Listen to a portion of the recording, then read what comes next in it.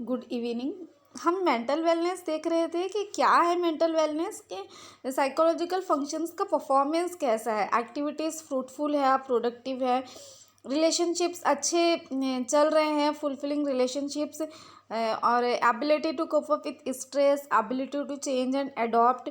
ये सारी चीज़ें अगर किसी में है तो वो मेंटली फिट है। हमने वर्ल्ड हेल्थ ऑर्गेनाइजेशन का स्टेटमेंट भी देखा था, a state of well-being in which the individual realizes his or her own abilities, can cope up with the normal stresses of life, can work productively and fruitfully, and is able to make contribution to his or her own community, not necessary own community, uh, contribution to community।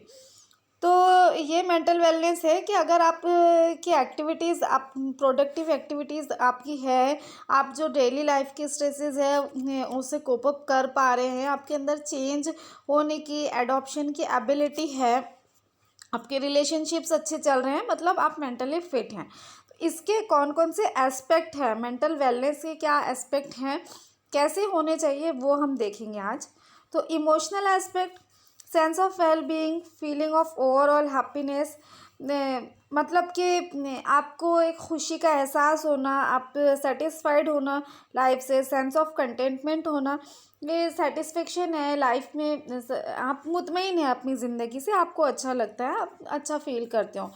तो ये तो emotional aspect हो गया। Second one is psychological aspect, sense of being वर्दी। देखिए emotional aspect में आपको feeling of happiness आना, फीलिंग ऑफ कंटेंटमेंट आना, ये इमोशनल एस्पेक्ट है। और साइकोलॉजिकल एस्पेक्ट में आपको sense of high self esteem, self confidence, self actualization, ये साइकोलॉजिकल एस्पेक्ट है।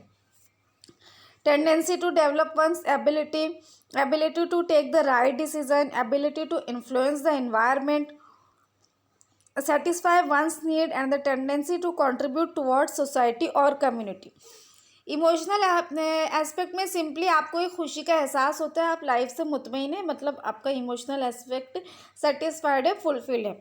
साइकोलॉजिकल एस्पेक्ट उससे और थोड़ा हटके होता है, थोड़ा सा और ऊपर के लेवल पर होता है कि आप में सेल्फ एस्टीम का एहसास हो, आपके अंदर सेल्फ कॉन्फिडेंस हो, सेल्फ एक्चुअलाइजेशन हो, खुद की एबिलिटी को, खुद की काबिलियत को, खुद की पोटेंशियल को आप जानते हैं, समझते हैं, आपके अंदर राइट डिसीजन लेने की, टाइम पे राइट डिसीजन लेने की एबिलिटी है, आप अपने सराउंडिंग को इन्फ्लुएंस करते हैं, खुद की नीड को पूरा कर पाते हैं, और साथ ही साथ सोसाइटी और कम्युनिटी के लिए भी कंट्रीब्यूट करते हैं। तो ये साइकोलॉजिकल एस्पेक्ट है। अगर ये सारी चीज़ें हैं यानी साइकोलॉजिकल एस्पेक्ट भी फुलफिल्ड है। साथ ही जो मेंटल वेलनेस में एक थर्ड और इम्पॉर्टेंट एस्पेक्ट आता है लाइफ फिलॉसफी, आपकी लाइफ का एक पर्पस होना, क्लियर गोल होना, डायरेक्शन होना, ज़िंदगी का क्या मकसद है, आप क्यों पैदा किए गए हैं, आपने क्या करना है ज़िंदगी में, आपने ज़िंदगी को कैसे गुजारना है, क्या आपने टारगेट सेट किया है, और सारी चीज़ें, स्पिरिचुअल रिलेशन वगैरह वगैरह। तो ये अगर तीनों एस्पेक्ट आपके फुलफिल है, मतलब मेंटल वेलनेस का क्राइटेरिया पूरा हो रहा है।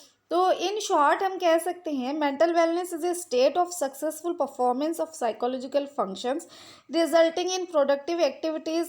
जो मैंने शुरुआत में ही बताया कि performance of psychological functions resulting in productive activities, fulfilling relationships with people, ability to cope up with stress, and ability to change and adopt.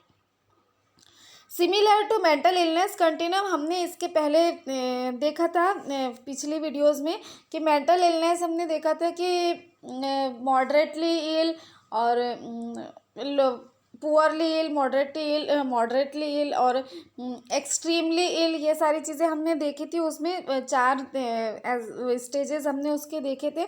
तो बिल्कुल इसी तरह से ही मेंटल वेलनेस का भी कॉन्टिन्यूम होता है, और जैसे कि जिसके एक एंड पे हम गुड मेंटल वेलनेस के साथ लोगों को देखते हैं और दूसरे एंड पे पुअर मेंटल वेलनेस के साथ देखते हैं। The wellness continuum can be better understood using the following diagram, which is based on illness wellness continuum model given by John Travis in 1972। इसको आप अंडरलाइन कीजिए, या नॉलेज में जो देखिए आपके जो क्वेश्चन पेपर होते हैं वो नॉलेज बेस्ड और एप्लीकेशन बेस्ड होते हैं। तो नॉलेज में आपको कोई फिल इन द ब्लैंक वगैरह में ये क्वेश्चन पूछा जा सकता है, कि मेंटल वेलनेस और इलनेस का या इलनेस वेलनेस कंटिन्यूम मॉडल किसने दिया था? जॉन ट्रेविस ने 1972 में। तो हम देखेंगे ये डायग्राम। इसमें इन्होंने एक हॉरिजेंटल लाइन बनाई है और एक वर्टिकल लाइन बनाई है। तो जो हॉरिजेंटल लाइन है वो मेंटल हेल्थ को डिनोट करती है, और जो वर्टिकल लाइन है वो मेंटल वेलनेस को डिनोट करती है।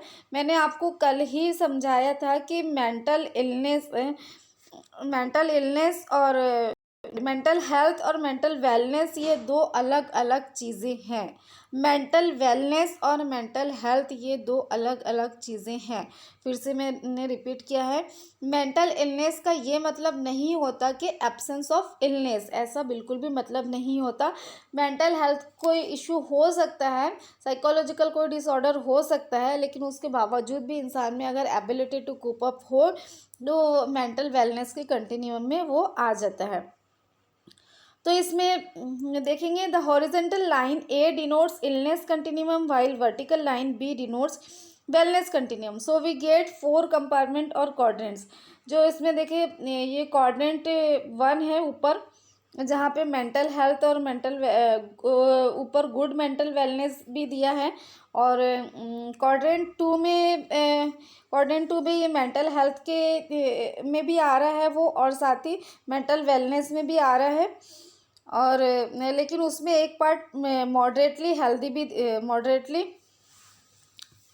हेल्दी तो ठीक है, लेकिन साथ में इसमें नीचे इन्होंने पुअर मेंटल वेलनेस दिया है। जो ऊपर वाला क्वाड्रेंट 1 है वो इंसान मेंटली भी हेल्दी है और मेंटल वेलनेस के इसमें भी वो पूरा उतर रहा है। लेकिन जो क्वाड्रेंट बी है उसमें वो इंसान ठीक है मेंटली तो हेल्दी है, लेकिन समटाइम्स उसको प्रॉब्लम होती है, कोप अप करने में उसको प्रॉब्लम होती है, समटाइम्स उसको स्ट्रेस आते हैं। और जो क्वाड्रेंट 3 है उसमें वो मेंटल वेलनेस तो है उसका, लेकिन मेंटल हेल्थ के में वो उसको कोई मेंटल इलनेस है या साइकोलॉजिकल डिसऑर्डर है।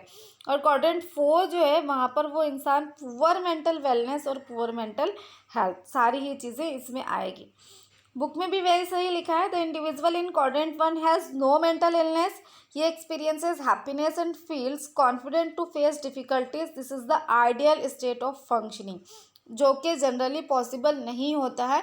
इंसान फ्लक्चुएट करता ही रहता है, कभी वो क्वाड्रेंट 1 में होता है, कभी वो क्वाड्रेंट 2 में होता है, ऐसा होता ही है।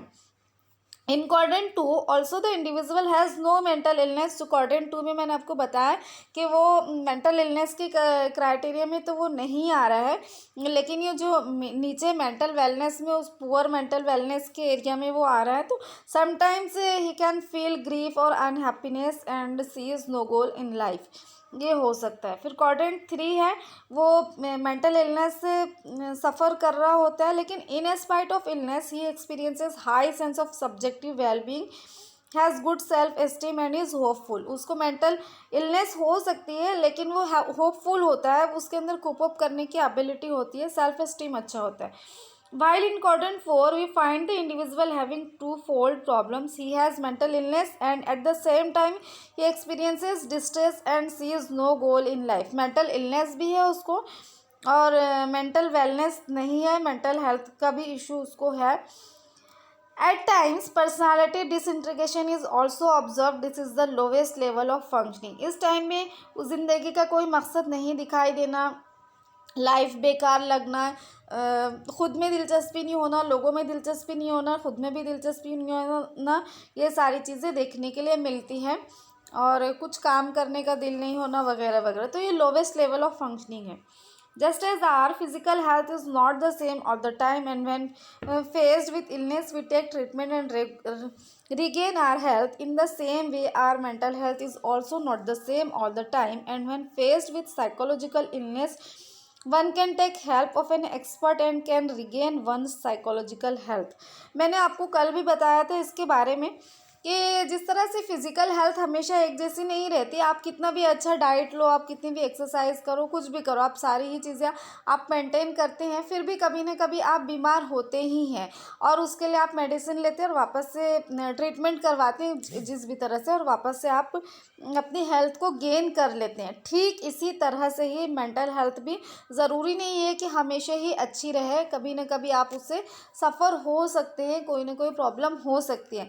लेकिन जब हम साइकोलॉजिकल एक्सपर्ट्स आइदर साइकोलॉजिस्ट या साइकेट्रिस्ट से हेल्प लेते हैं, भले आप कोई थेरेपीज करवाएं या कोई आप मेडिसिन लें, किसी भी तरह का ट्रीटमेंट आप लें या काउंसलिंग लें, तो आपको इससे काफ़ी हेल्प होती है और आप आपकी साइकोलॉजिकल हेल्थ को दोबारा से गेन कर सकते हैं। मैंने बताया भी था कि नागपुर में सकरदरा में डॉक्टर प्रवीण वर्मा काफ़ी ही अच्छे साइकेट्रिस्ट हैं।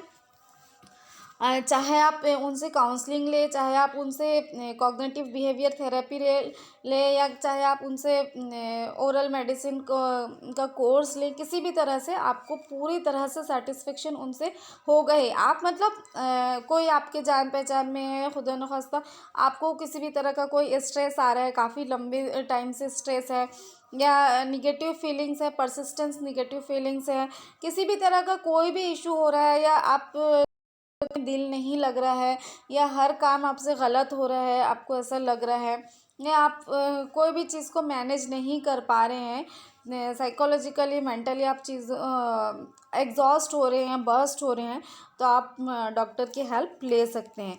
या फिर वैसे तो नागपुर में बहुत सारे रिनाउंड साइकोलॉजिस्ट हैं, आप किसी की भी हेल्प ले सकते हैं। ऑनलाइन में भी आपको बहुत सारे साइकोलॉजिस्ट साइकेट्रिस्ट मिलेंगे। कहने का मतलब ये है, ये मेरा कोई प्रमोशन नहीं है, कहने का मतलब ये है कि हमें इस स्टिग्मा को तोड़ना ही चाहिए कि अगर जैसे इंसान फिज़िकली अनहेल्दी हो सकता है कि समटाइम्स वो बीमार होता है, ऐसे वो साइकोलॉजिकली भी अनहेल्दी या मेंटली भी अनहेल्दी हो सकता है और उसके लिए इमीडिएट एक्सपर्ट से की हेल्प लेके हमने अपनी साइकोलॉजिकल हेल्थ को दोबारा से गेन करना चाहिए। होपफुली सारी चीज़ें आपको अच्छे से समझ आई होगी। अब हम मेंटल डिसऑर्डर्स नेक्स्ट वीडियो में देखेंगे, क्या उसकी क्लासिफिकेशन है, कौन कौन से डिसऑर्डर्स है। इंशाल्लाह हैव अ गुड डे।